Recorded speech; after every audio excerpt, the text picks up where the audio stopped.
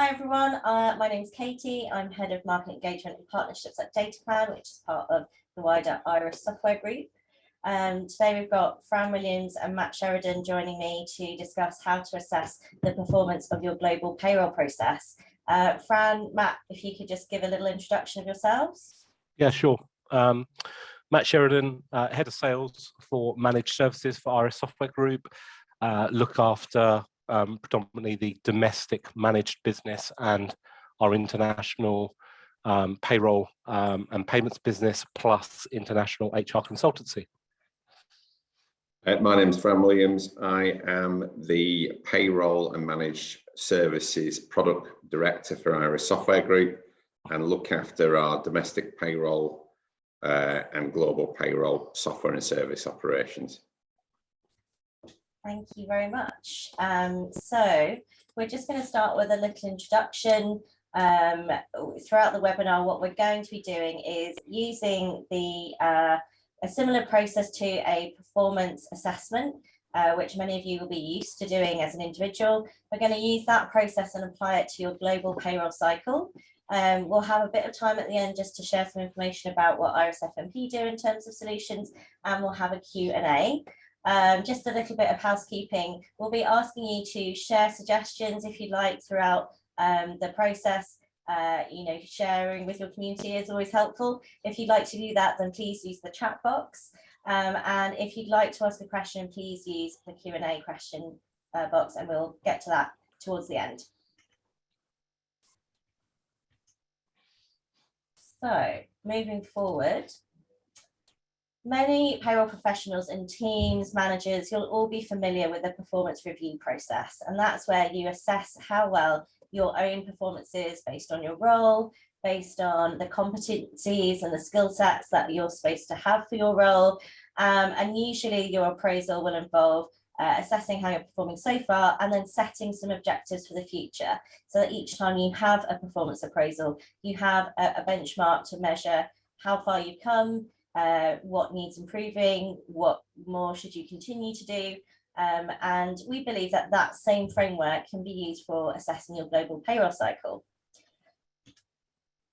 It's often said in the payroll world that if no one is talking about payroll, then it's going well, i.e. if you're not hearing from your employees, then it should be going well. Now, I think that's quite an outdated view, that actually you should always be talking about your payroll cycle, because if you are not talking about it, then how do you know if it's going well? If you allow it to be a quiet kind of backroom function, then it will be undervalued.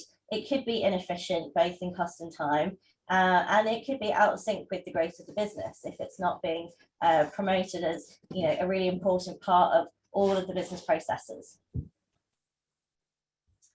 So what could be part of a high-performing payroll process?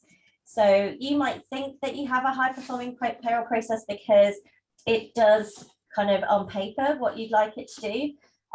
But what we are finding more and more when we speak to our global clients is that if you don't know what else is out there, then you don't know how to benchmark what's happening within your own global cycle. So it could be that you have a high accuracy, you have no mistakes happening, or very few mistakes happening in the payroll cycle. But if it takes you 3 times the number of hours to get there as another similar sized business, then is that actually high performing? It could be that your employee documents are compliant, everyone's getting a payslip in some way or another. But if you don't know other ways of providing value through the employee document process, is that still a high performing process? Similarly, it could be that your payroll cycle runs like clockwork. You have lots and lots of procedures that you're using to manage all of your global payrolls coming in together. But then an event like the global pandemic comes along and throws all of those procedures out of the window. And what do you do when something like that happens? And just one final example. So you might think that there's no risk involved in your cycle at the moment. But if you don't know of risks that have happened to other similar businesses, how can you really truly assess if it's a low risk cycle? So Katie, just to come in there, it's Matt here. I mean, for me, I'll pick the obvious one in terms of global pandemic. I'm aware of a number of businesses, customers over the last few years that have really just sort of planned for the now and not for the future. And of course, you could argue that there's more resilience in outsourcing, but someone still needs to collate the data, manage exceptions, and liaise with the employees. And even an outsourcing supplier, although should have business continuity, can be fallible to that global pandemic. So we all hope that obviously that's a once in a lifetime event, but with something as critical as payroll, it's really not a bad idea to involve the key stakeholders and have that sort of what if discussion. Or it could be that, if you have multiple outsource providers, they all have different levels of continuity that don't complement each other. Or it could be that you think you planned everything within your payroll cycle, but you haven't actually looked outside of that within the rest of the business to see whether what you plan can be supported by the rest of the business. So yeah, there's a lot of your payroll process that could appear on the surface to be going quite well. But what we're going to do today is really look at how you could ask yourself a series of questions to interrogate whether that's truly the case, whether there are ways that you could look at it through a different lens, through a more external set of eyes that could help you to make sure that your payroll process is really robust and going to perform well no matter the situation. So we're just going to go through some of the competencies and skill sets that we believe are linked to assessing a global payroll cycle. And this is where we'd love for you to add some comments to the chat if you can think of any others. So a few competencies that we think that you need to have within your payroll cycle, within the person processing or the outsourcer or the whole process. Obviously, managing change effectively is a huge one for payroll. Obviously, within the UK payroll cycle, we've seen many changes over the past few years, whether it's been changes due to GDPR or pensions or reporting to HMRC. That's just with the UK. Across all of your global cycles, you need to be looking to the future and making sure that you've got processes in place for changes that may come up. Building collaborative relationships. We're looking here not at a single payroll cycle. You've got multiples that you need to be pulling together across both your payroll provision and the rest of the business. So being able to collaborate and building really effective relationships there is key. Both of these kind of feed through to future thinking. When it comes to payroll, it can be very easy to get really bogged down in the day-to-day and what's happening right now. But in order to have a truly high-performing cycle, we think you need to be looking to the future, and both in short-term and long-term cycles, having a plan for what could be coming. And then some of the really obvious ones are technical expertise, results orientation, and fostering innovation. Those are paramount for making sure that you are constantly producing really great work, getting your employees paid, and making sure that you have some benchmarks for assessing if that's going well, and looking to see if there are better ways to do anything within the cycle. It could be the whole cycle, it could be a really minute part of it. When we come to the skill sets, I was just checking if anyone had any other suggestions in the chat, but we haven't got anything through yet. When it comes to skill sets, again, these are skill sets that could be applied just to the people within the process, but also across different outsourced functions or different consultants. So obviously the global payroll knowledge is an important one. Oh, it says here that chat is disabled. Hayley or Melanie, perhaps you might be able to turn that on for us. Yes, we'll have a look for you. If not, try the Q&A if the chat's not working. Yeah, thank you for the person that sent that through on the Q&A. We will try and get that working. Otherwise, if anyone cannot use the chat function, then please feel free to pop any suggestions into the question and answer box. Okay, so with the skill sets, global payroll knowledge, we've discussed GDPR compliance is obviously for the UK and for Europe, but there could be the other similar types of compliance to do with data protection across your other territories. Really important to have at least a good amount of knowledge there so that you can ensure that, oh, we've just moved forward a bit there, hang on. good to have your compliance knowledge there so that you can ensure that what is happening is correct. Obviously, some technical proficiency and accuracy and reliability is paramount within any kind of payroll processing. And just due to the very brisk nature of how changes can happen sometimes, quick learning and adaptability also really helpful. And when it comes to your, the kind of auxiliary things that happen around payroll, some pensions and benefits knowledge, really helpful for whatever territory you are. If it's the US, it might be the 401k knowledge. Do we have any other suggestions for competencies or skill sets? Nothing at the moment. Please feel free to add anything if you feel like you do have some suggestions. Katie, just whilst we're waiting for some suggestions, just to go back a slide, but obviously the upturn in global mobility has put a huge amount of pressure on in-house teams and outsourcers even to, go and bridge into new regions and new legislation that they haven't previously done before. So, the whole skill and compliance piece really important when thinking about some of the pressures that we're now under that we weren't maybe so much 2 or 3 years ago.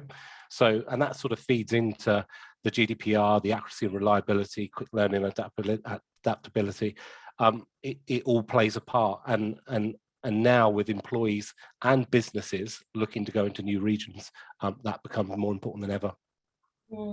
We had some really good suggestions about that, actually, very similar to some of the things you said.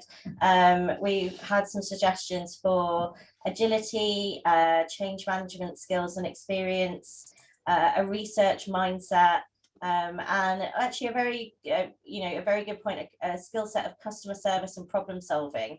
So those are all really great suggestions for competencies and skill sets that could be added to this.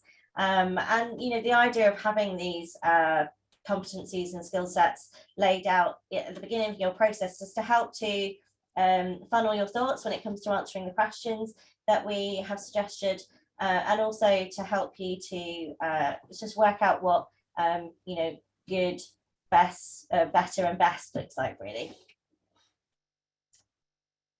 Just one more suggestion we had was cross-border remote working and tax considerations. A very, very good suggestion.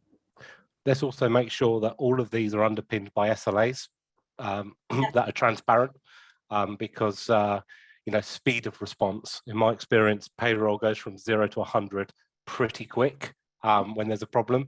So speed of response as well as the knowledge is really important. Yeah, indeed. Okay, so we haven't got any more suggestions on this. We'll move through. So what we've put together are a series of categories and questions to help you in assessing your global payroll cycle. We'll suggest a few examples as well as we move through. So the first big category that we've come up with is data. Asking yourself questions about your data is really integral to working out how well your cycle is working from the very ground up. So Fran, would you like to take us through these questions and perhaps some solutions? Yeah, so any accurate and timely payroll process, whether it be a domestic one or a global one, is underpinned by the quality of the data. And whether you've got a long-established global payroll provision with multiple providers or a single provider, or you're looking to create one, or you're just in the process of rolling it out, it's sometimes good to kind of take a step back to see the wood from the trees and begin to kind of ask yourself some key questions around that data process. How does that data arrive in a payroll process? And once it's gone through that process, when it comes back, what do you do with that data? And could that could there be a better way of doing that? So if we look at kind of collating data as a kind of the one key question, right? You really need to ask yourself, where is that data coming from? Is it coming from multiple HR systems or TNA systems? Is it coming from spreadsheets? Is it being shared? How is it being shared? Is that being done in a secure way? Once it is shared, is it being consolidated into a single input? And is that something that you do, or something that your software provider or your global service provider enables you to do? And I think it's really worth just taking a step back and looking at that, and then also examining, is that a process that suits you internally? Does it work for you? And does it make it easy for you to get that data from your colleagues and for you to pass it on to either your payroll processing team, whether they be internal or external? Sometimes it's easy to assume that it's a quick win and it's fine from an internal perspective, but actually, are you passing a problem on to a different team or department or your provider? So really do have a think about that. And then what's clearly important in the accuracy and the timeliness of a payroll process is the quality of that data. So is that data transactable? Does it, and simply that means, can you upload it into a payroll system simply and quickly and accurately as well? And whether you're doing that via Excel, whether you're doing it via CSV or API, obviously start simple to begin with and work to maybe technology to enable that, but making sure that process is clearly understood and understand where you are now and where you would like to go to, and maybe work with your provider as well. You can see there that we talk further down the page around integrations and the mythical unicorn that is a global payroll API, which is possible, but sometimes depending on your size of your business or the budget that you've got, sometimes it's unattainable. But that doesn't mean that you can't have a great seamless flow of data. And you should always start off with a kind of simple Excel or CSV feed that you've mapped from the systems that it's coming to the system that it's being input into. And once you've got that process, then it's a great opportunity to go and challenge your payroll provider or your software provider and say, look, can you help me improve this process? And hopefully there's an opportunity there to do that, but sometimes because of budgets or technology, it's not achievable. But assess where you are now and where you want to be as well. Particularly when you're looking at consolidating data as well. If you're aggregating data on behalf of, say, for example, your global HR department, and you've got small populations in your countries, are you aggregating that data, and is that data coming to you in the right format, and do you have the ability to turn it around as well? And then towards the bottom of the page, we talk about security as well, and the relevant laws you use to process the data. Now, sometimes this really depends on where you're headquartered or where your global payroll provider is headquartered as well. And whether you're trying to adhere to, if you're based in Europe, GDPR, or maybe in the US, the Californian Consumer Privacy Act or the CCPA, or you're adopting, say, for example, you're in Asia and you're adopting one of the kind of Western models.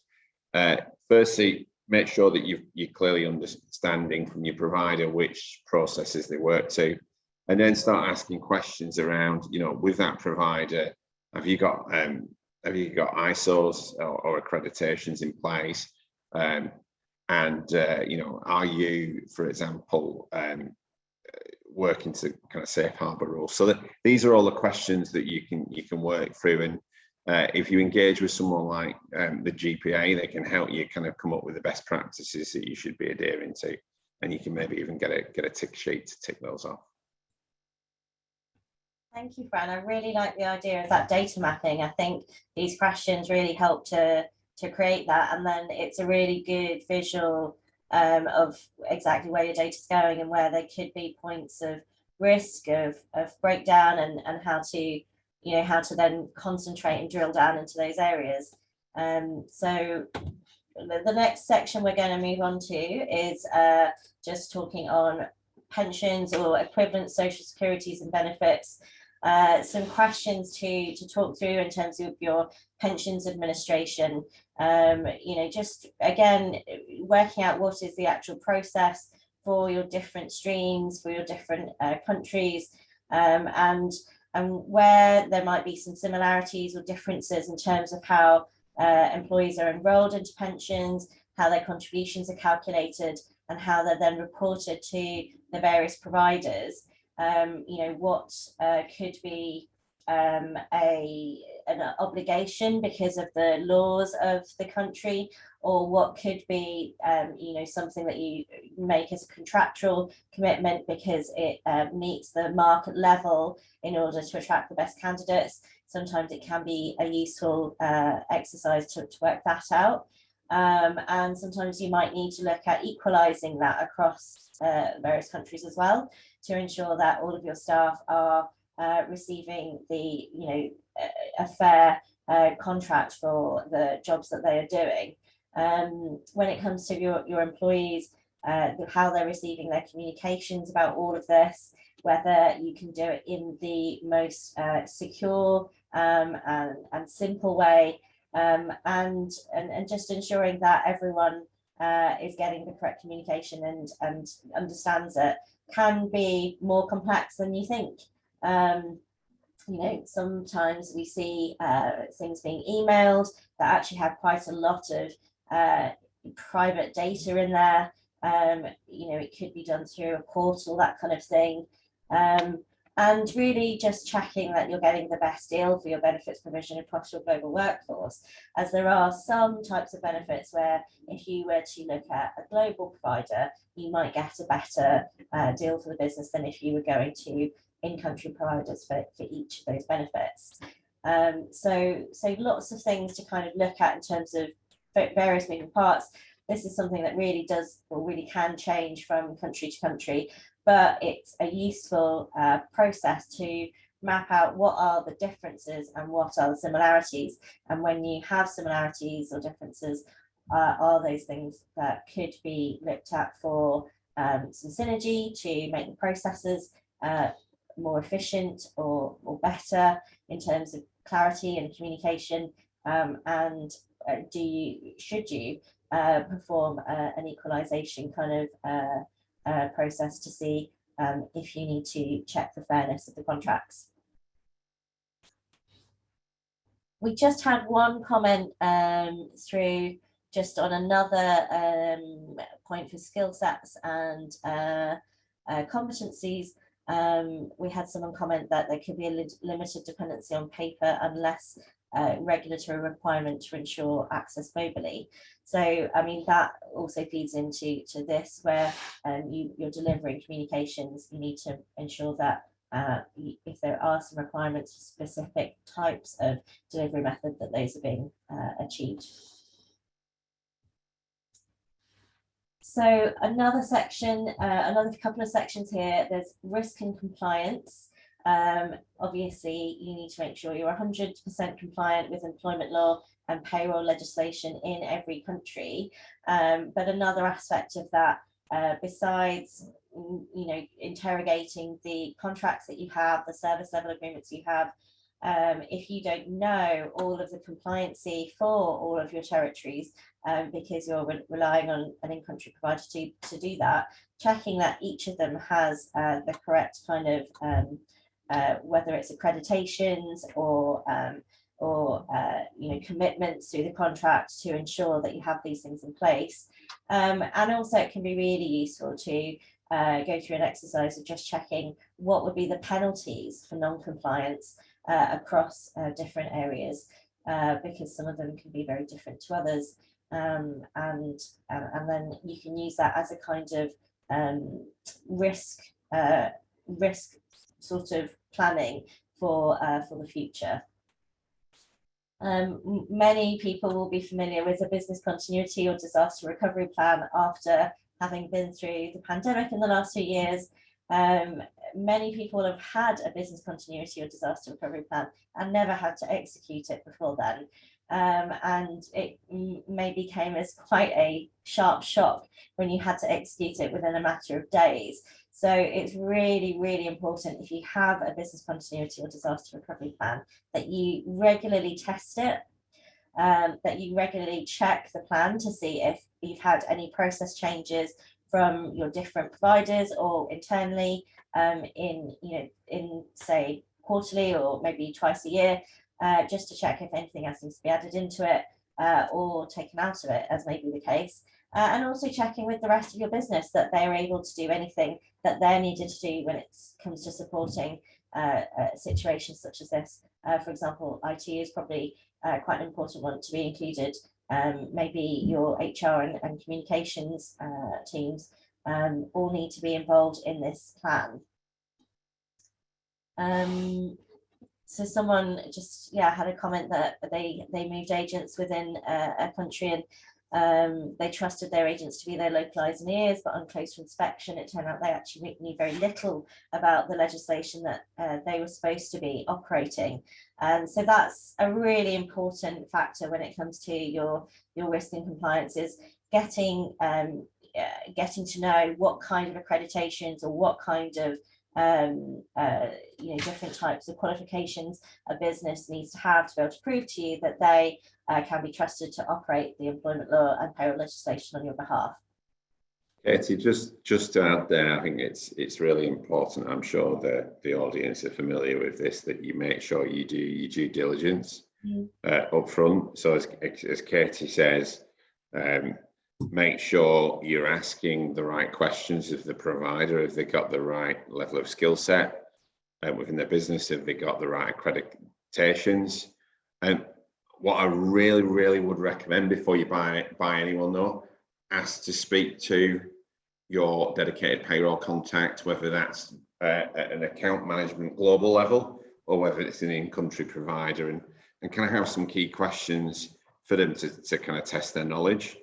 Because that's going to really help, but also don't be afraid to do that on the anniversary of your contract signature or regularly throughout your contracts as well, because you can always be asking for proof of those accreditations, and also always be challenging that provider to ensure that they've got the right skill set of people to meet the needs of your employees and you as an employer. Indeed, and I think one of the things that perhaps gets forgotten when you're checking whether a provider can comply with employment law and payroll legislation is that provider going to keep you up to date with this? What are their communications like, regularly throughout the year on any changes that happen?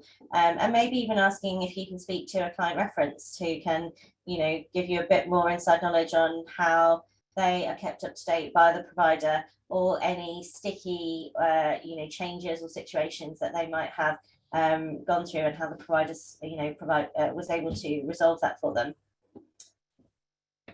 So just moving on to value, really looking at your whole payroll process for every territory, and seeing if there could be added value.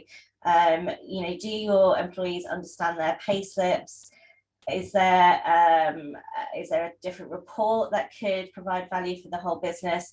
Really thinking outside of the box, maybe even speaking to other stakeholders in other departments, and checking with HR, checking with finance.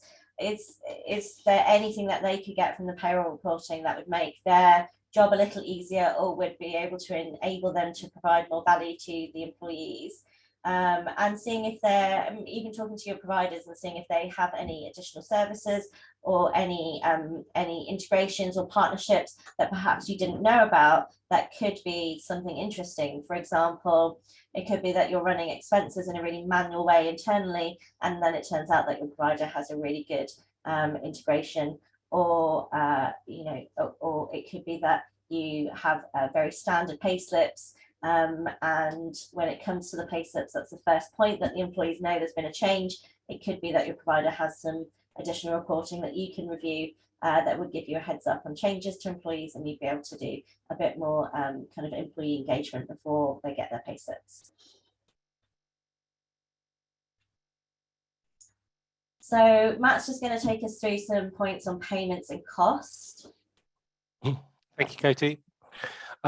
So payments in country, I mean, you could be forgiven for thinking that it's just a standard, but when dealing with multiple countries, multiple payrolls, multiple currencies, having a supplier or a in-house solution that can support you in terms of payments to both employees and local authorities is a must. And really the downside, if you get it wrong, you could potentially, miss critical pay dates, which is obviously rule 101 for payroll, but also leave your employees with less in their pocket. So, Iris Global particularly, the way that we think about things or the way that we sort of structure things is, HR, payroll and payments. So it's a real fundamental of everything that we do and other suppliers in the market, which I suppose that mirrors that employee journey as well, if you think about it from HR to payments. But if you think, I suppose, of payments generally fall into two camps. When paying people globally, through payments to local banks from the employer, can take quite a long time to clear depending on the region, and subject to some really high FX rates, which could affect the net pay situation to your employee. And number two, it generally through an outsourcing partner has a payment FX facility such as ours. I suppose having a single outsourced provider is a bit of a win-win, not just because of the time it will save you, i.e. the ability to settle in your domestic currency, whether that be euros, GBP, USD or whatever, but make one payment for everything. And really, that due to the best practice outsourcers out there, the way that they're set up, dealing with large volumes of pay, they're typically 50% cheaper than local bank transfers.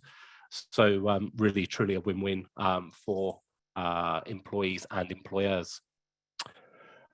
In terms of cost, that for as long as I can remember, being in payroll, different suppliers mean different things, whether it be fully managed, part managed, in-house and everything in between.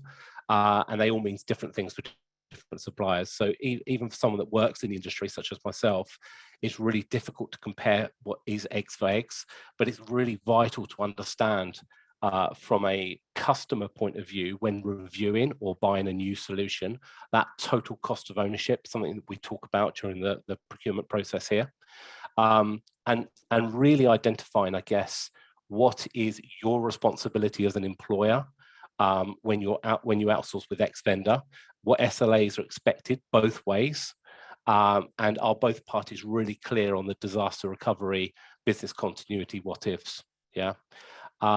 Yes, at a high level, outsourcing puts the onus on the supplier to provide the payroll calculations and payroll administration, but really the devil is in the detail.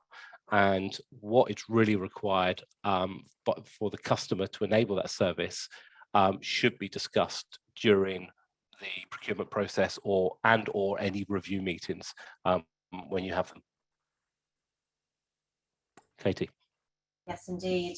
I think, like you said, the payment side of it alone can make a huge saving both in time and in cost. And all of those things need to be factored in with that total cost for sure. Absolutely. So we've gone through just the set of example questions that we had put together for you. Obviously, if you have any other questions that you think would be useful for everyone, please put them in the chat box as examples. Or if you have a question for us, please put them in the Q&A box.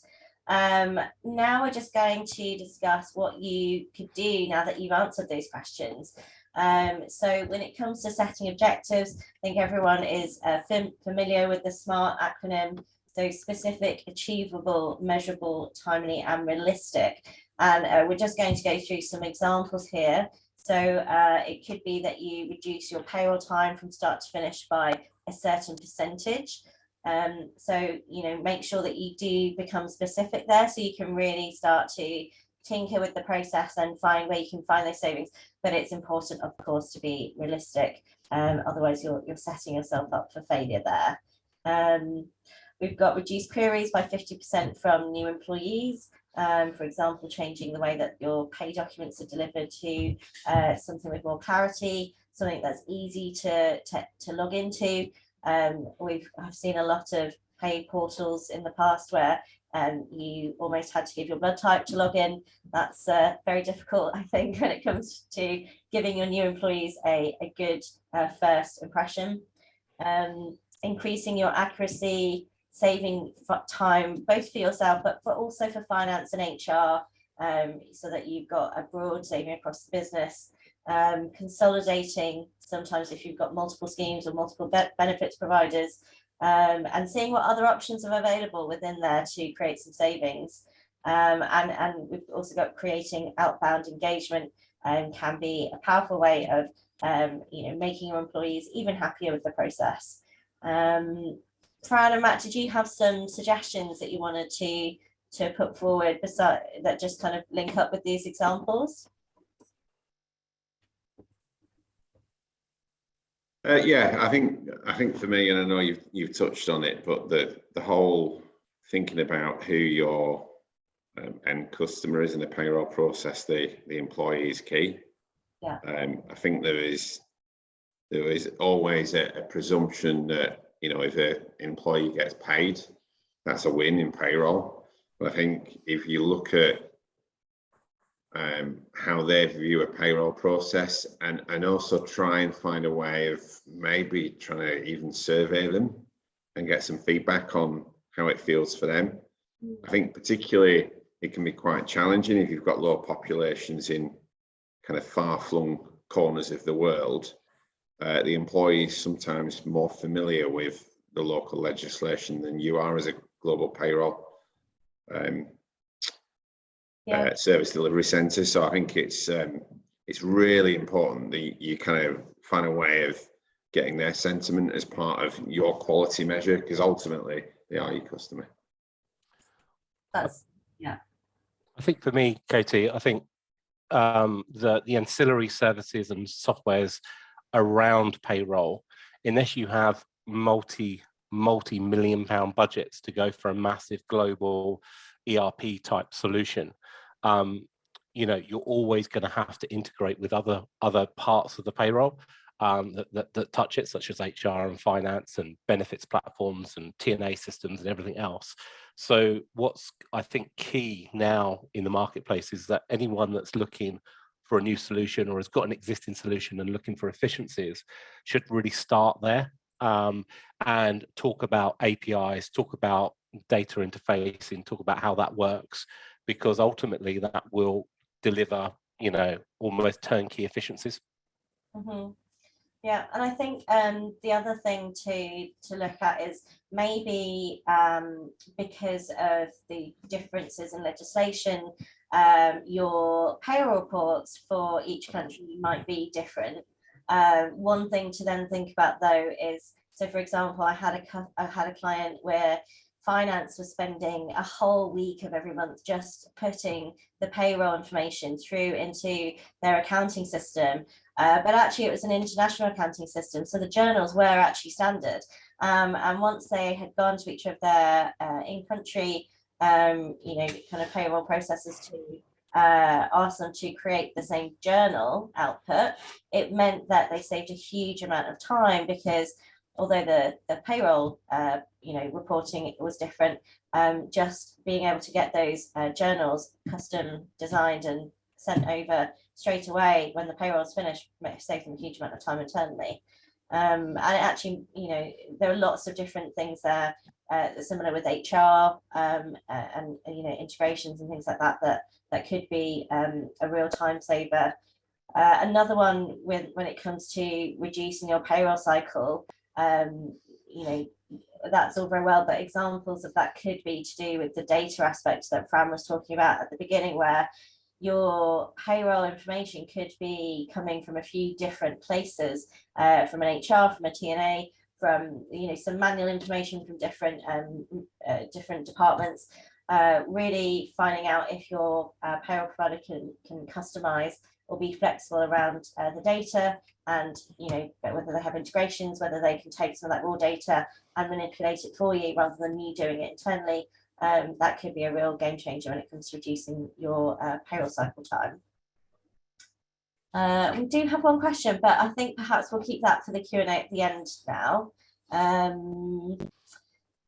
And again, we have a very good suggestion here.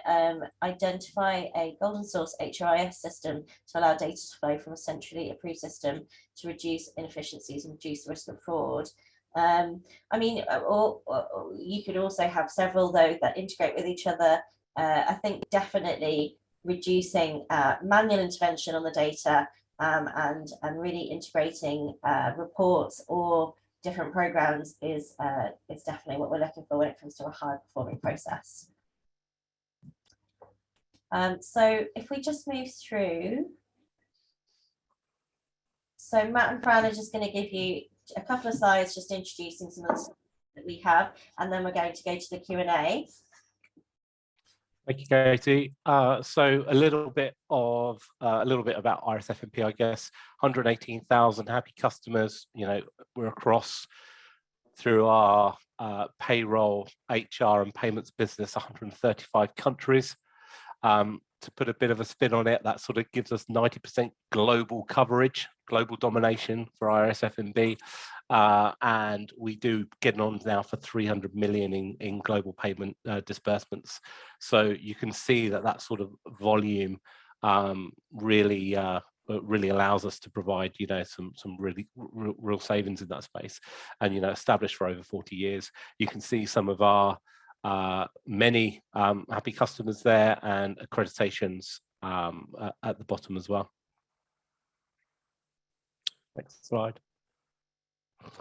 So I don't think this is the first time I presented the what I affectionately call the HCM pizza. It says probably more about me than anybody else, but I suppose this is what this is the day job. We get involved from a compliance point of view, productivity and engagement. We really help in terms of obviously in-country payroll and payments, but we get involved really at the start. So from a sort of a benchmarking point of view, support with recruitment through partners, you know, benefits and compensation, and strategic HR consulting, you know, around M&As, etc., where required, and obviously backed by employment law and HR. So this is what we do on a daily basis, and more so now have the ability to aggregate this data on a platform that will allow that consolidated view of reporting, which we talked about previously. Next slide. Thank you. So I didn't realize PowerPoint could even do this. This is a Fran Williams masterpiece, but effectively what we're saying here is that, you know, look, payroll is complex. We all get that. Global payroll, even more complex. And some of the areas, some of the pressure points, if you like, I guess, are, you know, time zone, multiple contacts, multiple languages, different processes, etc., etc. And I suppose what we're saying is that the more complex the issues, the more likelihood that payroll accuracy will be affected. So if we sort of click on to some of the other parts. Oh, I think one too many. Trigger happy there, Katie. And it's covered by your face, but I'll try and talk around it. But, you know, look, you know, having that global reach, but that local expertise, having that single point of contact, flexible input options and standardized processes all help with that complexity that having multiple providers across multiple regions give you. And this is, you know, any provider, us included, primarily should be looking at how we aggregate, streamline and create efficiency. And that all promotes accuracy for your payroll. So that's what this slide's about. Thank you, Matt. Yeah, how are we making that real for our customers? Well, RSFMP launched a cloud-based global payroll portal earlier this year, and we've been helping our customers. You can see there a lovely little sort of UI or screenshot from the platform, but it helps bring together the employer, the employee, RSFMP, and then our local partners, some of which are our own software solutions, some of which we use through an ICP model. but we're helping clients because it's really easy to use. It allows you to have standardized processes. So you can input your payroll in one succinct fashion into our platform. That comes with validation as well, which is tailored to each individual country. It allows you to move files around securely to your local providers, and it provides all the reporting that you need as well. From a tracking point of view or issues point of view, it allows you to kind of to move queries from employees to the employer, and if you're working with partners, you can pass them on to them, and you can really get to the local expertise in the country. And then it does that all safely and securely as well. And that means builds for a much more collaborative and transparent payroll process, instead of kind of passing files back and forward via SFTP and using calendars either on your wall or in your Outlook. It kind of manages that process for you, really. So you can see there's a dashboard, hard to see on this screen, but there's a payroll calendar for each country or each payroll process, and it helps you bring that all together with kind of reminders. And then also we offer connectivity as well. So whether that be into your HR system via a CSV mapped upload, or for some of our clients, we're exploring API connectors as well. It kind of really helps bring that together. And Katie, if you move on to the next slide as well, that just shows how we as FMP help with customers. Now, it doesn't have to be us. There are clearly other global payroll and HR providers available, but one of the unique things that we do is we bring together a mixture of kind of software and service and consultancy, in actual fact, right across the employee life cycle. So if you just take it forward 2 clicks, Katie, we can help customers if they're just looking to do a payroll process and they need to onboard their employees for that payroll process in the local jurisdiction. We can help with that. We can do the payments, but we can also help with kind of sourcing and administering all the local benefits that you need to recruit the right talent. We can help you recruit people as well. And then as you employ those people and pay them, they go on to have hopefully illustrious careers within your organization as you grow.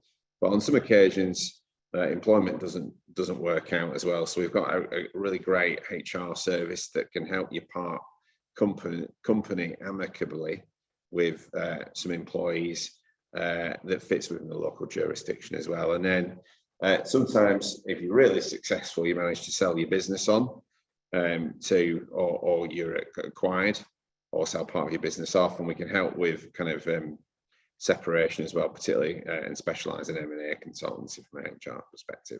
So you can buy a kind of a little or buy a lot, much like one of those drive-throughs. You can go large with us if you so wish. Elsewise, if you want a little snack, you can just get those as well. And Katie, if you ping on to the next slide as well, and that's where we've kind of positioned ourselves really. There should be a little animation. Yeah, we're all about helping businesses see beyond their horizons to realize their global potential. So we can help many of our customers go on a growth journey from maybe headquartered in one country and reaching out into others, to employing people in 30, 50 countries. And recognizing that you sometimes use a mix of local softwares, PEO, ERO providers, and companies like us that can help with kind of payroll and technology as well. And obviously the experience of those, hundreds of thousands of clients across the globe means that there's probably very little that we haven't seen, which means that we can apply that knowledge in a consultancy kind of process with our clients and help them to see what could be improved, what could be better, and like you say, seeing beyond the horizons there. So we're now through to our Q&A. We do have a few questions here. So we've got here for payments, is it not required to consider local pay requirements and regulations as it directly impacts the payroll process? How can that Treasury regulation expertise be built into the global payroll process? So, I mean, I don't know, Fran or Matt, which one of you would like to answer, but I'm pretty sure we have an entire team that focus on treasury regulation. Yeah, I mean, one, we have a whole team that is built around legislation and focused on our global payments. But moreover, and more importantly, we provide this solution through a key partner in Western Union, who obviously are world renowned and have every accreditation you can shake a stick at. So and we effectively work to their standards that they have enlisted as part of our due diligence with them. So yeah, all compliant from that point of view. Yeah, I think Matt, just to broaden that out though, if the question is related to maybe the corporation tax within the local jurisdiction, that's not something we particularly help with.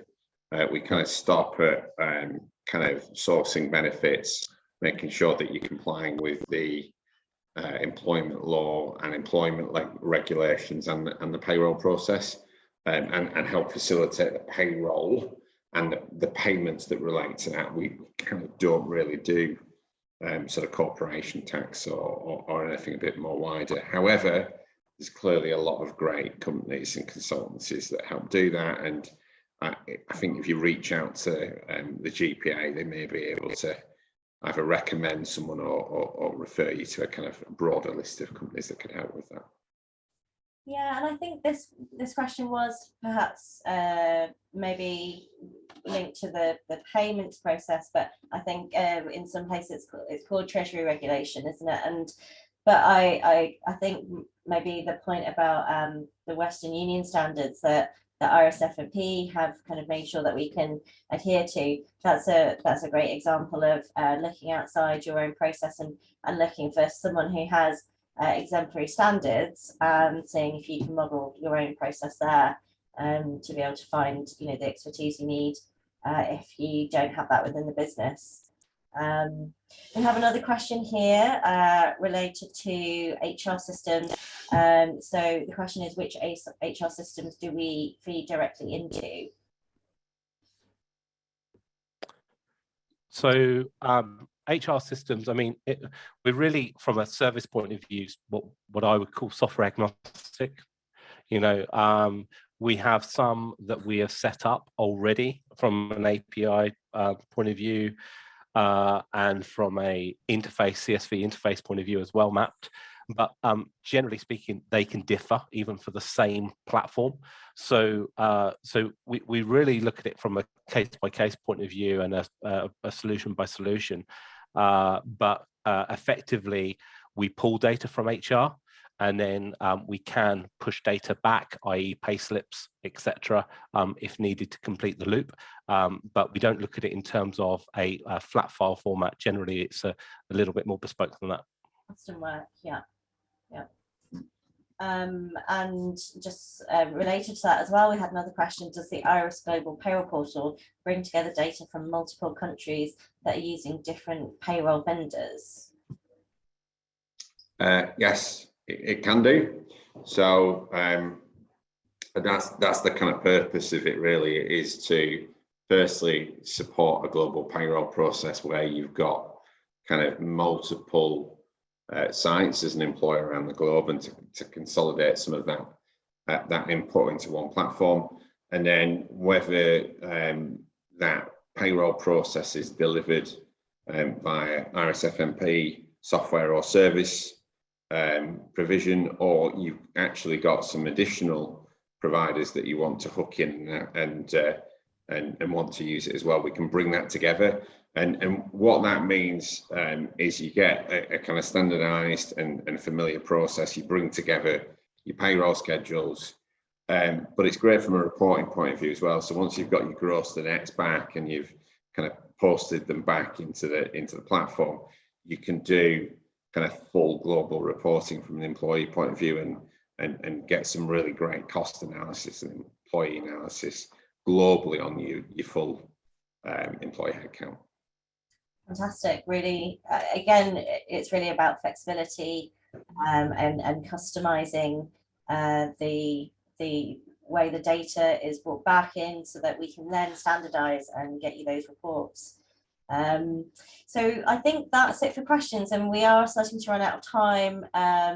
You will be receiving a recording after this, and I think perhaps some contact information if you did want to send any other questions through. Oh, we've just had one more through actually. So one of the key topics that it was hoped would be covered is key controls that should be expected while operating in a global environment to ensure that the soundness of your global payroll operations outside of employee surveys. What can the team actively do in running the cycle? We have our key controls, but would like to hear what others in the industry are doing. Well, I think, well, a comment that I would give is that a lot of the key controls that you know, that we see in our, well, just from our UK side, relates to ISO standards. So there are key standards to do with quality control of the processes and the security of the you know, of the IT mechanisms around what you're doing. And even if you aren't actually working towards one of those accreditations, I would say that that is a good old standard of what you model your controls around. So you don't actually have to have those accreditations to find out the information that links to those standards. You can obtain that information from ISO and then use them as your own internal controls. And that really can apply across multiple territories and is something that any good payroll provider should be or should have as an accreditation to begin with, and should be able to help you with as well. Fran and Matt, I don't know if you have anything else to add to that bit.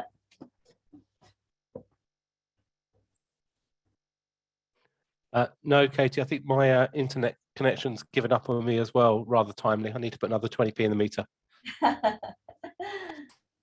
I think that's coming to an end now, only naturally, isn't it, to the webinar. So just want to say thank you to all of you from RSF&P for presenting today. And as Katie said, the slides and recording will be made available to you on the GPA website. So look forward to working with you all again in the future. If you have any questions, you can let myself know or any of our panelists today, which you can contact via email or via LinkedIn, I'm sure. So thanks once again, and we'll see you all soon. Thanks, everyone.